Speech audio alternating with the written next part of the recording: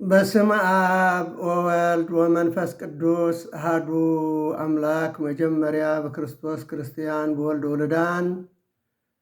ብመንፈስ ቅዱስ ድማ መንፈሳውያን ዝተሰመኹም ናይ እግዚአብሔር ቤተሰብ ከመይ ቀኒኹም ድሓን ቀኒኹም ከመይ ኣለኹም? መቸም በተን ኩሉ ግዜ ምስጋና እግዚአብሔር ዝለመዳ ከናፈርኩምን ኣፍኩምን ነቲ ሰማይን ምድርን ዝርአን ዘይርአን ኩሉ ዝፈጠረ ልዑለ ባህሪ እግዚአብሔር አምላኽና ተመስገን እግዚአብሔር ኢልኩም ምስጋናኹም ከም እተቕርብሉ ዘጠራጥር የብለይን። ሓራይ እምበኣር ክቡራት ክርስቲያን ክርስቶሳውያን ናይ እግዚአብሔር ቤተሰብ ሓምሻይ ሰንበት ድሕሪ ትንሣኤ ራብዓይ መዝሙር ኢና በፂሕና ዘለና። እቲ ናይ ዕለተ ሰንበታት ዝንበብ ኣብ ግዜ ቅዳሴ ከምኡውን ሊቃውንቲ መዝሙር ዝበሃል ኣሎ ብፀናፅል እናገበሩ ብኸበሮ ብዜማ ብወረብ ብሸብሸቦ ገይሮም ዘብፅሕዎ ነቲ ናይ ትንሣኤ ዝምልከት ጎይታናን ኣምላኽናን መድሓኒናን ኢየሱስ ክርስቶስ ኣብዚ ትንሣኤ ዝፈፀመልና ንኡ እንዳመስገንካ ንኡ እንዳዘከርካ ናብ እግዚአብሔር ዝቐርብ መዝሙር እሞ ንኡ መጀመርያ ከምቲ ሊቃውንቲ ኣብ ቤተ ክርስቲያን ገሮም ዘብፅሕዎ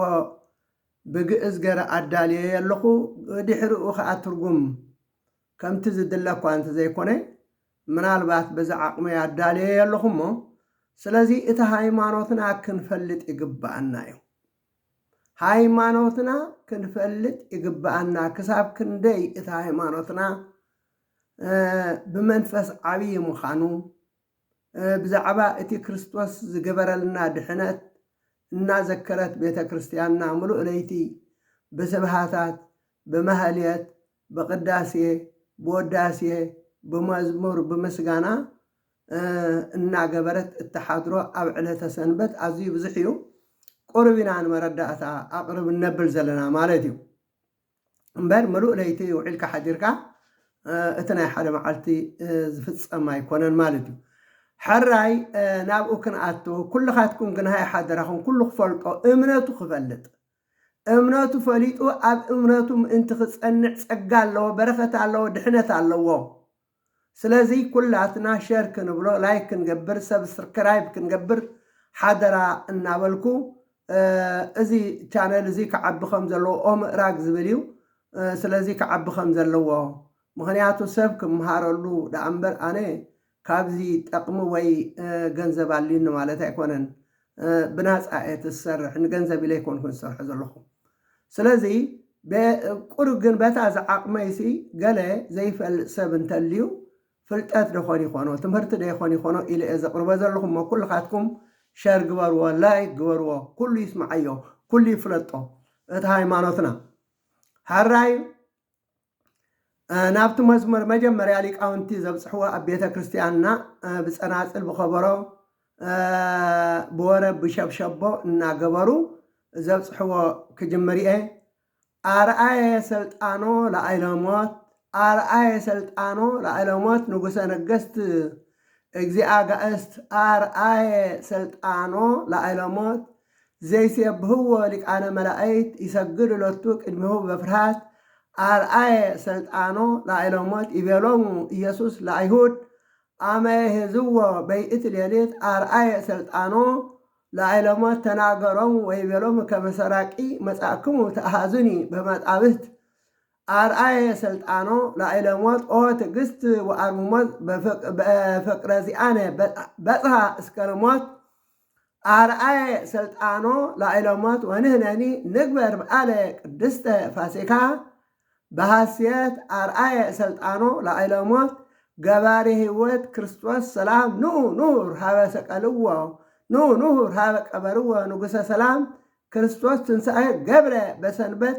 በከመይቤ በነቢይ ይሰየጥኑ ክቡር ለሳላሳ ብሩር ይብል። ትርጉሙ እንታይ ማለት እዩ? ስልጣኑ አርእዩ ኣብ ልዕሊ ሞት። ምክንያቱ ክርስቶስ ብስልጣኑ ብሓይሉ ካብ ሞት ተሲኡ መግነስ ፍትሑለይ መቃብር ፍኾትለይ ከይበለ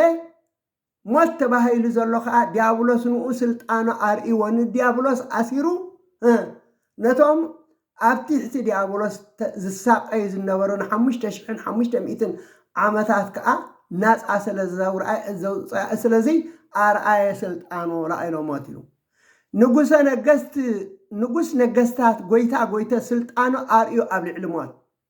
ስልጣኑ አርእዩ ኣብ ልዕሊ ሞት መላእክትን ኣሕሉቅ መላእክትን ኣቂሙ ዝሰግድሉ ብፍርሓት ስልጣኑ አርእዩ ኣብ ልዕሊ ሞት። ጎይታ ኢየሱስ በታ ዝሓዘ ወለይቲ ንኣይሁድ ከምዚ እናበለ ተዛረቦም ስልጣኑ አርእዩ ኣብ ልዕሊ ሞት።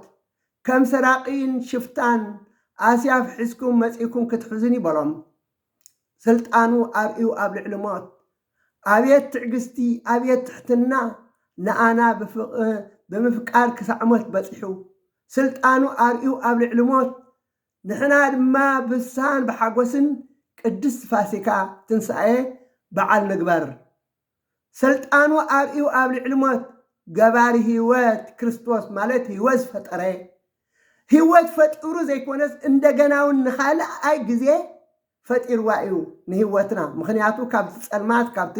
ደልሃሞት ካብ ሞት ስለ ዘውፃና ገባሪ ህይወት ክርስቶስ ሰላም ኢሉ ሰላም ገይሩ ኑር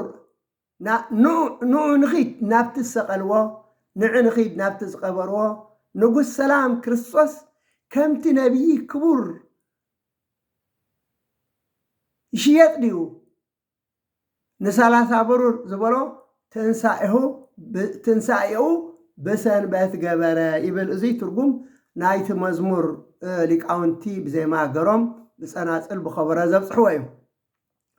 ሕራይ ቀፂሉ እዚ ቅነዚ ከምቲ ዝበልኩም ቅነ ትንሣኤ ስለ ዝኾነ እቲ ኣብ ቤተ ክርስቲያን ዝንበበልና መፅሓፍቲ ካብ ጳውሎስ ካብ ወንጌላት ካብ ግብረ ሐዋርያት እውን ብዛዕባ ትንሣኤ እዩ ዝገልጽ። ምክንያቱ ከመይ ገሮም ከም ዝሓዝዎ ከመይ ገሮም ከም ዝቐተልዎ ወይ ከመይ ገሩኸ ከም ዝተስአ ዝገልጽ እዩ። እንደገና ጥራይ ንሱ ዘይኮነ ዝተስአስ ንሕና እውን ክንትስእ ምዃንና ዝገልጽ ማለት እዩ።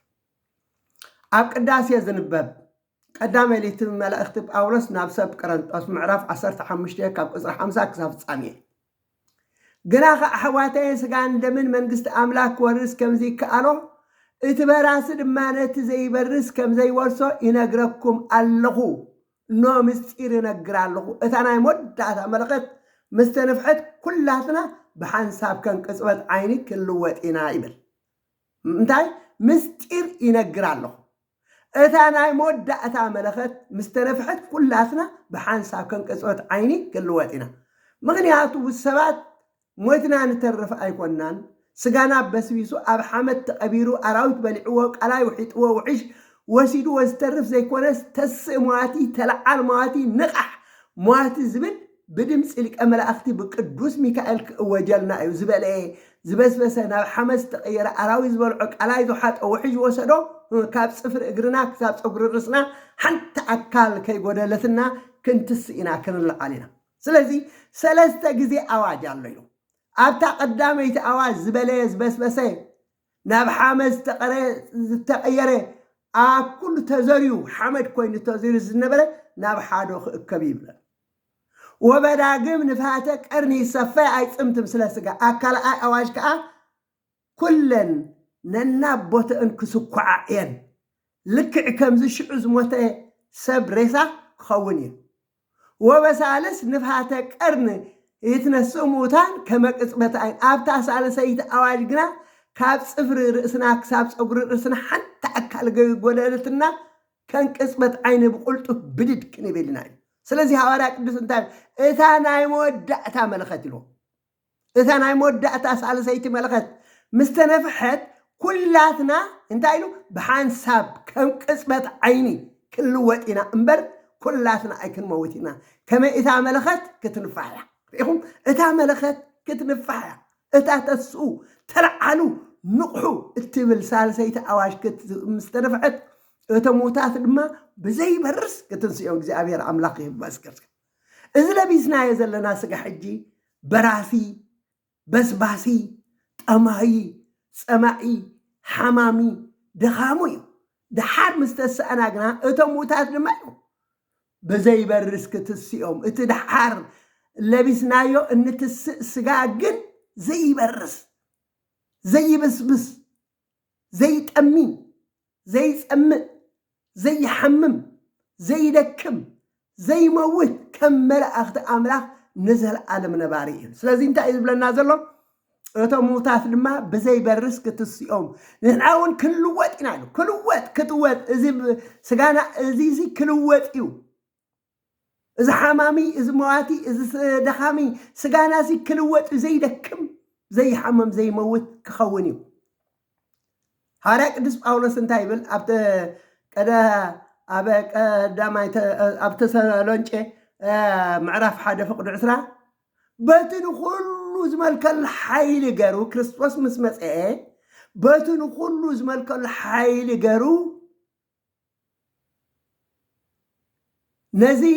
ስጋና ክልውጥ እዩ ነቲ ክቡር ስጉኦ ከምስሎ ይብለና በትን ሁሉ ምክንያቱ ንኣና ከመይ ገርኹ ኸውን ይኽእል ንብል ንኸውን ንእግዚአብሔር ኣምላክ ግን ኩሉ ይከኣል ስለዚ እቶም ሙታት ድማ ብዘይበርስ ክትስኦም ንሕናውን ክልወጥ ኢና ከመይ እቲ በራሲ ክብለና ከሎ እዚ ስጋና በራሲ እዩ ዘይምብራስ እቲ መዋቲ ከዓ ዘይምሟት ክለብስ ይግበዩ እቲ በራሲ ዘይምብራስ እቲ መዋቲ ከዓ ዘይምሟት ምስ ለበሰ ሽዑ ሞት ብህይወት ተዋሓጠ ዝብል ቃል ፈጸመ እግዚአብሔር ኣምላክ ይመስገን ኦ ሞት ኣበይ ኣሎ ዓወትካ ኦ ሞት ኣበይ ኣሎ ምውጋእካ ሞት ብሓይሊ ሓጢኣት ገይራ ትወግእ ሓጢኣት ከዓ ካብ ሕጊ ሓይሊ ትረከብ ግናኸ ነቲ ጎይታና ኢየሱስ ክርስቶስ ገይሩ ዓወት ዝሃበና ኣምላኽ ስብሃት ይኩኖ ስለዚ ፍቁራት ኣሕዋተይ ፃዕርኹም ድኻንኩም እምነትኩም ብጎይታ ከንትኹም ዘኸዩ ነፈሊጥኩም ጽኑዓትን ዘይትነቃነቁ ብዕዮ ጎይታ ኩሉ ግዜ ምሉዓት ኩን ይብለና ስለዚ ተስፋና ትጽቢትና ንኸንቱ ኣይኮነን ድኻምና ናብ ቤት ኣምላክ ከይድና እንጽልዮ ወይ ስለ እግዚአብሔር ኢልና እንገብሮ ሰናይ ነገር ንኸንቱ ኣይኮነን ንብላሽ ኣይኮነን ጎይታናን ኣምላኽናን መድሓኒናን ኢየሱስ ክርስቶስ በቲ ዝመጸሉ ግዜ ምስተሰኣና ክብሪ ካብኡ ክንቅበል ኢና ይብል እግዚአብሔር ኣምላኽ ኣብዛ ቅድስ እምነትና ክንጸንዕ እግዚአብሔር ኣምላኽ ይሓግዘና ኣብ እምነትና ቀጢልና ንየውነጆ ከይበልና ነቲ ዘፍቀረና ምእንተና ክብል ካብ ሰማያት ወሪዱ ካብ ደና ቅድስቲ ድንግል ማርያም ካብ ስጋ ወሲዱ በቲ ስጋ እቲ ኣብ መስቀል ተሰቂሉ በቲ ኣብ መስቀል ፈሰሰ ደሙ ገይሩ ካብ ሞት ዘድሓነና ካብ ባርነት ናፃ ዘውፀና ኣብዛ ቅድስቲ እምነት ጸኒዕና ክንነብር እግዚአብሔር ኣምላኽ ይሓግዘና ህራይ ቀፂሉ ብድሕሪኡ ዝንበበልና ቀዳመይቲ መልእኽቲ ዮሃንስ ምዕራፍ 3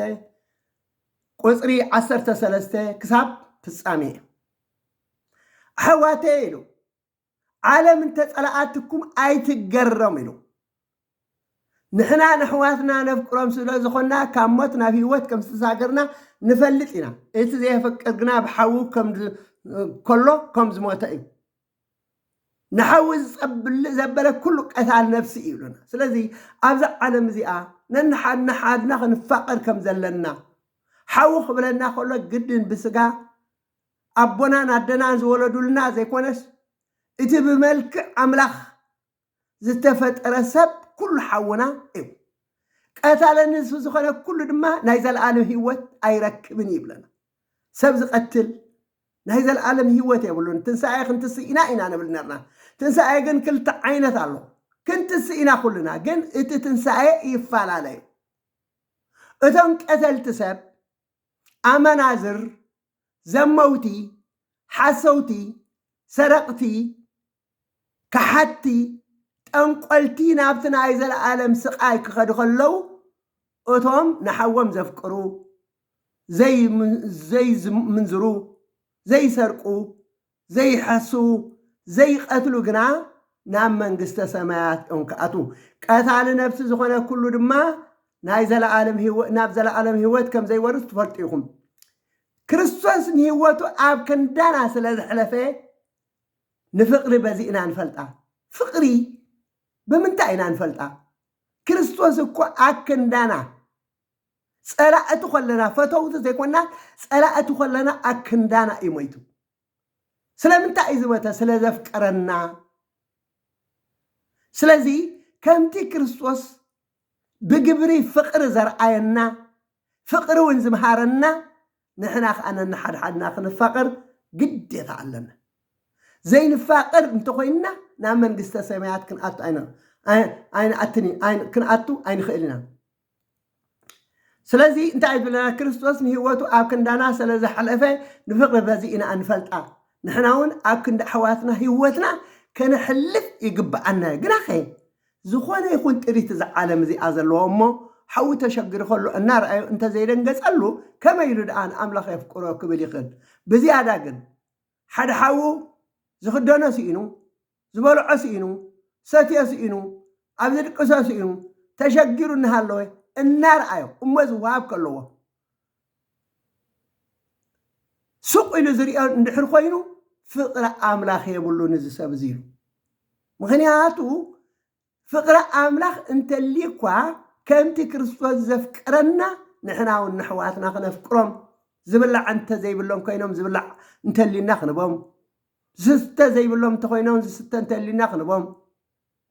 انت عارقهم كدان زي بلهم تخوينهم زخدن انت اللي زخدن كنبهم زقبعنا قصيل انت عيبلنا اتم دقين بجبرن بحق انبر بقالن بلسانن اين فقر فقرنا خا بتغبار كونالو بقال بملحاس ايكونن انا يفتوكاي انابلكا صبق زي تجبر اندحر خوينكا ازي اقل ما املاك قبول ايكونن سلازي بجبرن بحق انبر بقالن بلسانن اين فقر كاب حق مخنا خا بزينا كنفلط حلنانا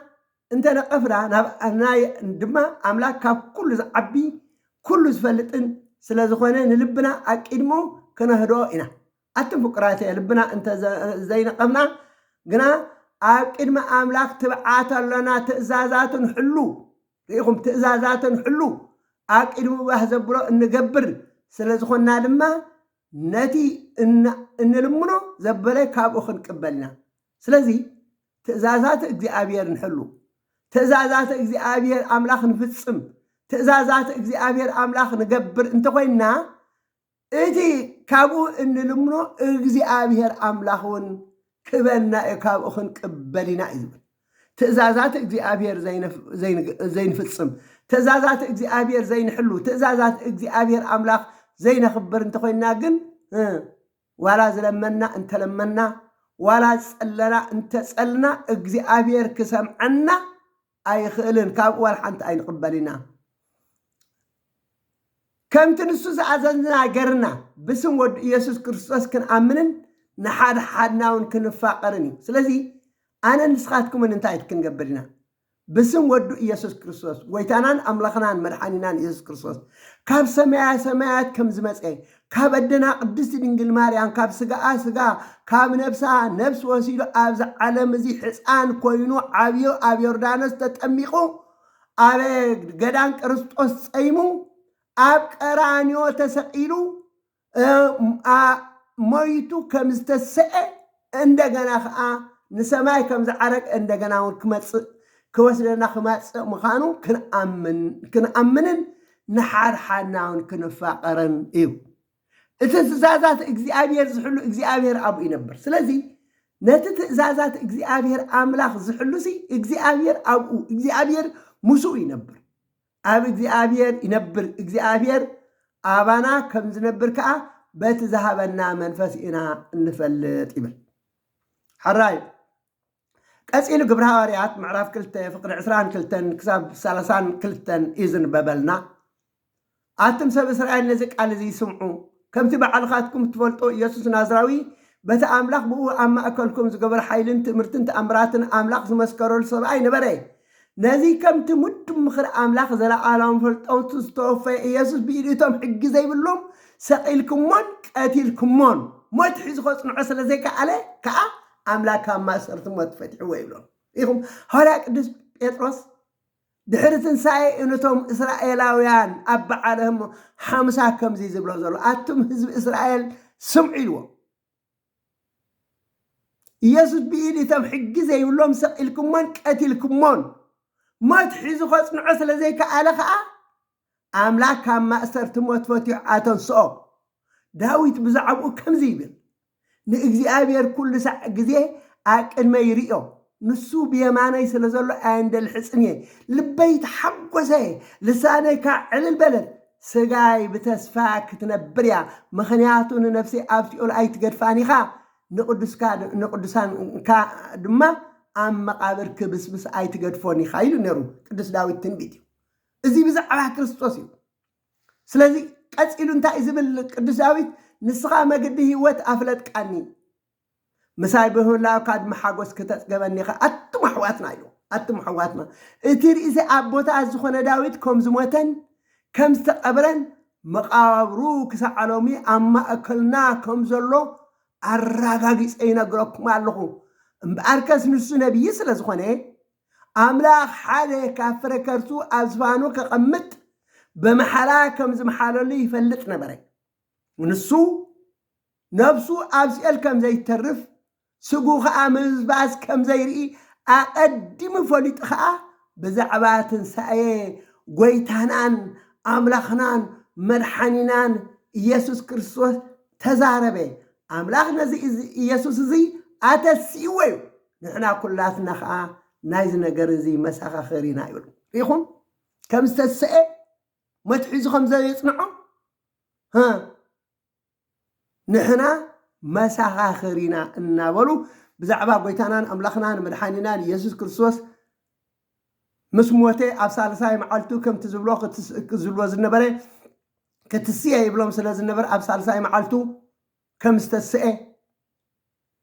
መቃብር ፍኸቱለይ መግነዝ ፍትሑለይ ከይበለ ከም ዝተስአ ንሕና ኩላትና ናይዚ ነገር እዚ መሰኻኸሪና ይብሉ ቅዱሳን ሐዋርያት ራይ ቀጽል ኣቢልና ካብ መዝሙር ዳዊት ኩሉ ግዜ ሓደ ስብከት ዝበሃል ኣሎ ዲያቆናት ብዜማ ገሮም የዚምዎ ማለት እዩ ህዝቢ ከዓ ይቕበሉ ማለት እዩ ነገሮ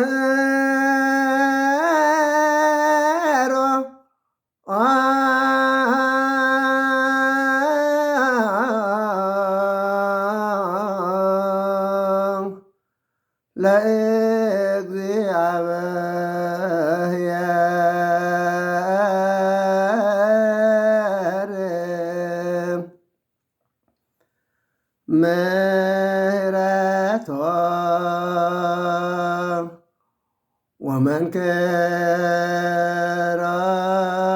ወመንከራሂ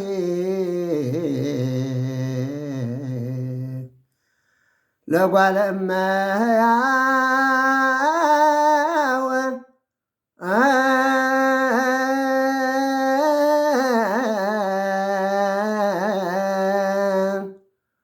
እስመ ሰበረ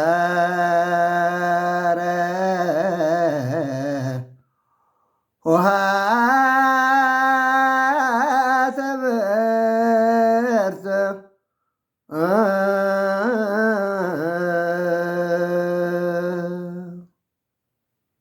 እዚ ትርጉሙ እንታይ ማለት እዩ ንግሩ ለእግዚአብሔር ምሕረቶ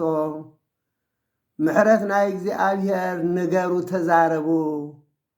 ወመንክሮ ሂል እጓለ እምሕያው እቲ ዘገርም ነገር ንደቂ ሰብ ዝገበሮ እስመ ሰበረ ውሃተ ብርት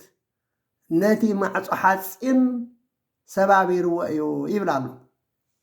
ሕራይ ኣብ መዝሙር ዳዊት ምዕራፍ 17 معرف 107 كبليه قدر 15 انتا يبل بسنسلت تأثيرهم مكراس أقبلوا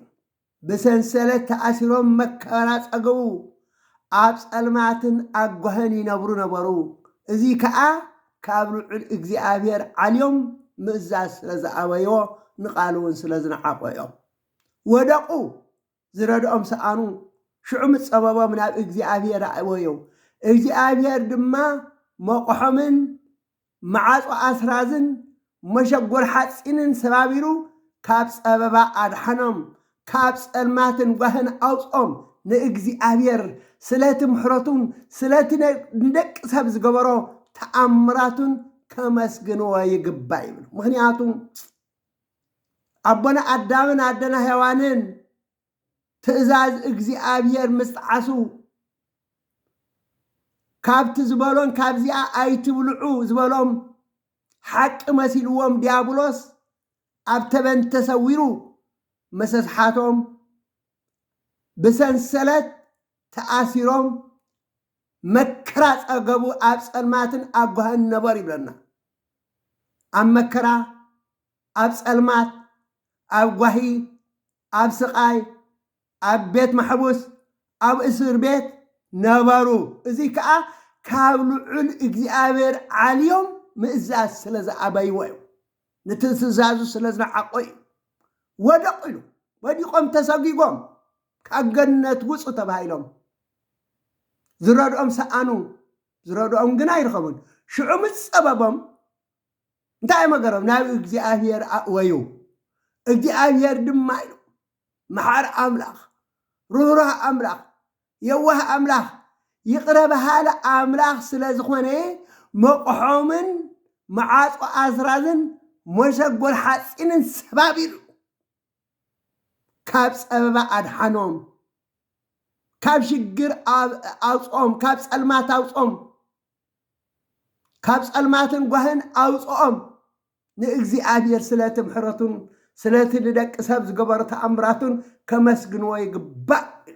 سلات زقبر لنا إجزئابير أملاق كنا مسجن ويقبأ الناس لزغوني قدستي بيت كريستيان ناخا أبعلة سنبتات كل مزمراتان إذا أجزيك قداسية زنبب مسحفتن بزعباتي قويتانا أملاقنا مرحاننا يسوع كريستوس زقبر لنا إنا ذكرت نإجزئابير تمسجنو إنا ذكرت مزمور مسجانا بحواس بدستا بعللتا كابت زنبرنا قوي كابت زنبرنا صبا كابت زنبرنا شجر ناس أسل زوج أنا حار زوج أنا بحواس مزمور تقرب مالك حراي قصيلو زنبب أو وانجل كأ وانجل يوحنس معرف عسران حدن كاقصري 15 كسعف سامي مسبالو عيب لنا قويتانا أملاخنا مرحانينا يسوع كريستوس بزح غزي يمالالو سم مسقم نيرو دحره تنساك صبر بعام عالتي كابتاتو ما يتفليان مسبل عخا يسوع نسمون بيتروس سمان ودينا كابزي آتم أبليس كاتب قرن دي خابولو يبلنا نسخا هو قويتاي أنا خمزة فكركا وقويتا أنا خمزة فكركا نسخا تفليت خائلو ملسلو يسوس كا أباقع حلو بلو نجزيو أباقع حلو مالت نجزيو نهاواريات فسامي اقنان كلهم ممهران نخلهم ممهران أباقع حلو نظم حجز لنا ممهرانون أباقع حلو أباقعي تبهيلهم زلوخا أبوتات أدتات مئمناني مرحت بيتا كريستيانيو مرحت بيتا كريستيان كالا أي جزيه سمون وديونا تفكرني دخابلو نسو دما وقويتاي أنا خمزة فكركا تفلت إخابلو نسوخا عياوت أبلع بلو نقزيو نسب عن كل تنارد تفسامي قنا نخلهم مئمنان يريهم نقزيو نسب عن كل تنارد تخخون كله أبا عياوت أبلع مالت فسامي قنا نخلهم مئمنان أبالات بيت كريستيان نخلهم والان زي أمنتون كأمنكم زلوهم ክንገብር ከም ዘለና ክገልጽ ንሳልሳይ ግዜ ስምዖን ወዲና ተፍቅረኒ ዲኻ በሎ ጴጥሮስ ከዓ ሳልሳይ ግዜ ተፍቅረኒ ዲኻ ስለ ዝበሎ ጉህዩ ጎይታይ ንስኻ ኩሉ ትፈልጥ ኢኻ ኣነ ከም ዘፍቅረካ እውን ትፈልጥ ኢኻ በሎ ኢየሱስ ከዓ ኣባጊዐ ኣብልዕ በሎ ንግዚኡ ን36 ቅዱሳት ኣንስቲ ክኸውን ከሎ ፍጻሜ እግና ንኩለን ምእመናን ኣደታት ኣንስቲ ዝምልከት እዩ ጴጥሮስ ግና 3 ግዜ ስለዚ ክሓድኮ ድዩ 3 ግዜ ተፍቅረኒ ዲኻ ዝብለኒ ዘሎ ኢሉ ጓሃየ ጎይታይ ኢልዎ ጎይታ ኢየሱስ ነቲ ግና ነቲ ፍቅሪ መተዓረቕ ገይሩ ሸሞ እዚ ከዓ ኣብ ጭቃ ዝወደቀ ዕንቁ ወልዊልካ ኣብ ሰፈሩ ከም ተቐምጦ እዩ ወንጀል ማቴዎስ ምዕራፍ 26 ፍቅሪ 7 ንመልከት 3 ግዜ ከም ዘሓዶ ቅዱስ ጴጥሮስ ይገልጽ ማለት ስለዚ 3 ግዜ ተፍቅረኒ ዲኻ ምስ በሎ ሐዋርያ ቅዱስ ጳውሎስ እንታይ እዩ ደጋጊሙ ተፍቅረኒ ዲኻ ዝብለኒ ዘሎ 3 ግዜ ስለዚ ሓድክዎ ድዩ 3 ግዜ ተፍቅረኒ ዲኻ ዝብለኒ ዘሎ ኢሉ ወተከዘ ጴጥሮስ በእንተ ዘይቤሎ 60 ታፈቅረኒኑ ኢሉ ተኪዙ ጉህዩ ይዝብለና ህራዩ ቀፂሉ ጎይታናን ኣምላኽናን መድሓኒናን ኢየሱስ ክርስቶስ ንስኻ መንእሰይ ኮልኻ ባዕልኻ ተዓጢቃ ናብ ዝደለኻዮ ትኸይድ ነበርካ ምስ ኣረግካ ግና ኣእዳውካ ከም ተልዕል መካል ከም ዝዕጥቀካ ናብ ዘይደለኻያን ከም ዝወስደካ ብሓቂ ይብለካ ኣለኹ እዚ ዝበለ ጴጥሮስ ብኸመይ ዝበለ ሞት ዝኣመሰለ ሞት ክመውት ምዃኑ ንኣምላክ ከኽብሮ ከም ዘለዎ ምእንቲ ክሕብረሉ እዩ ማለት ኣብ መስቀል ተሰቂሉ ክመውት ምዃኑ ባዕሉ ሐዋርያ ቅዱስ ጴጥሮስ ኣቀዳማይ ጴጥሮስ ምዕራፍ 1 ፍቅዲ 14 ከምቲ ጎይታ ኢየሱስ ክርስቶስ ገለጸለይ ቀልጢፈ ከም ዝመውት ፈሊጠ ኣለኹ ይብል ስለዚ ጎይታናን ኣምላኽናን መድሓኒናን ኢየሱስ ክርስቶስ ዝዓበኒ ዝበሎ ኣነ ኣብ መስቀል ተሰቂለ መይተ ኣለኹ ንስኻ ኣብ መስቀል ተሰቂልካ ክትመውት ኢኻ ሰዓበኒ ኣርክበኒ ተሰቀል ኣብ መስቀል ማለት እዩ እዚ ምስ ተዛረበ ከዓ ሰዓበኒ በሎ ጴጥሮስ ግልጽ ኢሉ ነቲ ኢየሱስ ዘፍቅሮ ወደ መዝሙር ክስዕብ ከሎ ረኣዮ ንሱ እቲ ክድረሩ ከለዉ ኣብ ኣፍ ልቢ ኢየሱስ ጽግዕ ኢሉ ጎይታይ ኣሕዲሁ ዝበካ መን እዩ ዝበሎ እዩ ሽዑ ጴጥሮስ ንኡ ርእዩ ንኢየሱስ ጎይታይ እዚ ከመይ ምዃኑ እዩ በሎ ኢየሱስ ከዓ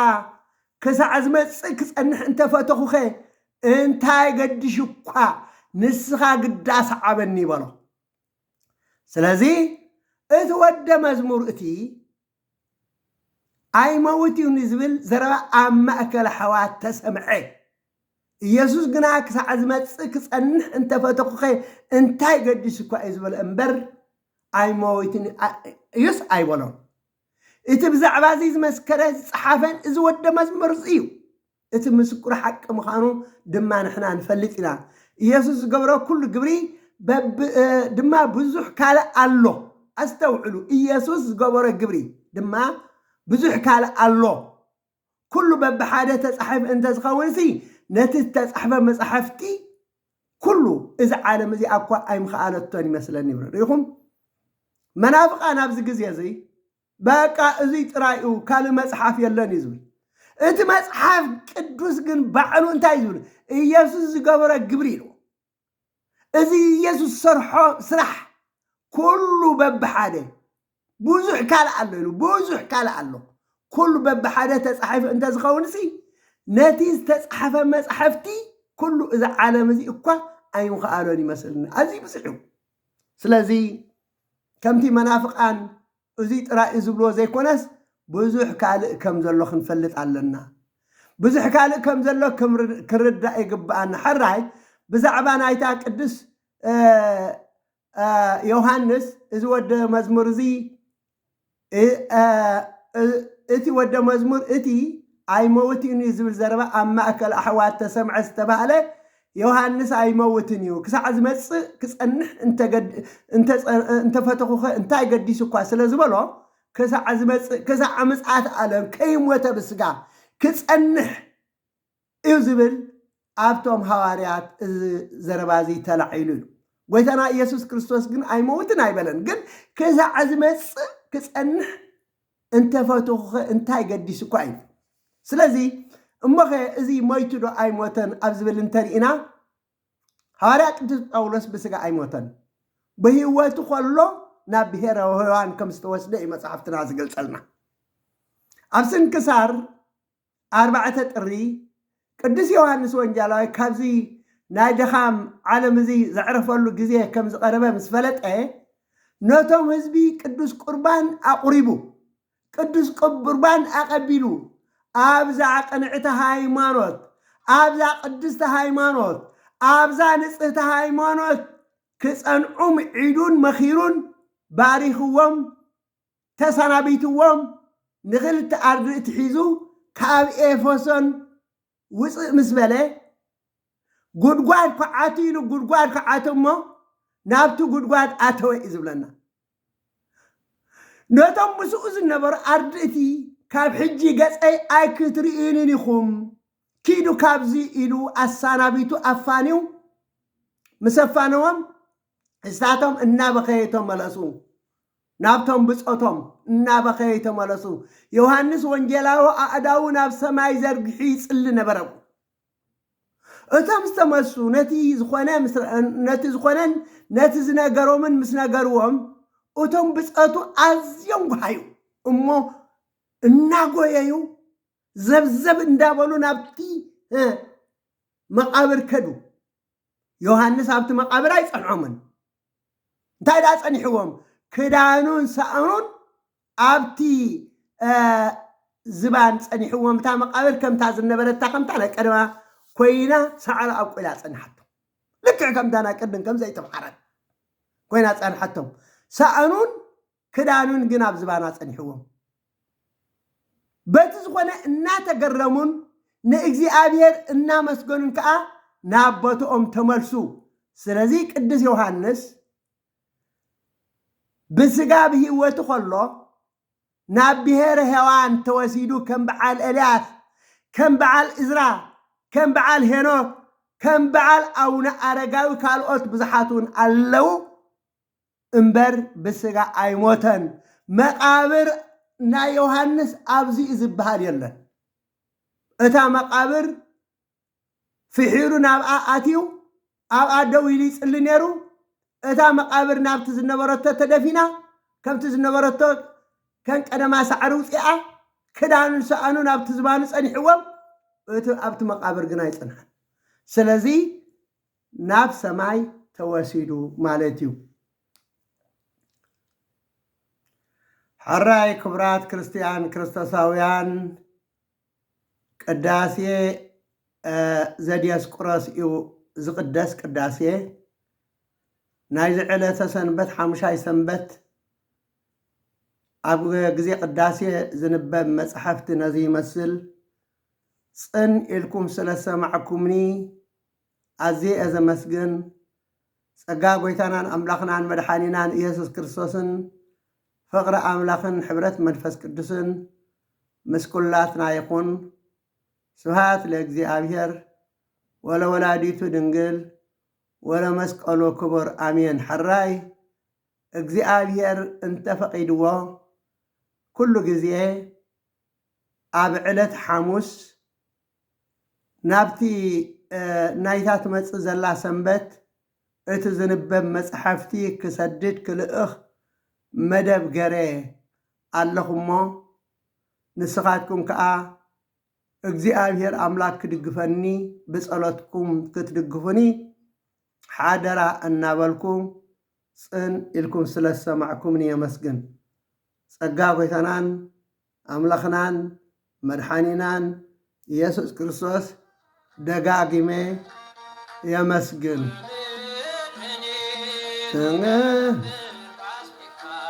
ومدرني دلبر فاسقا ተሃጢባ በደመ ክርስቶስ ተሃጢባ በደመ ክርስቶስ ተሃጢባ በደመ ክርስቶስ ተሃጢባ በደመ ወምድርኒ ትገብር ፋሲካ ወምድርኒ ትገብር ፋሲካ ተሃጢባ በደመ ክርስቶስ ተሃጢባ በደመ ክርስቶስ ተሃጢባ በደመ ክርስቶስ ተሃጢባ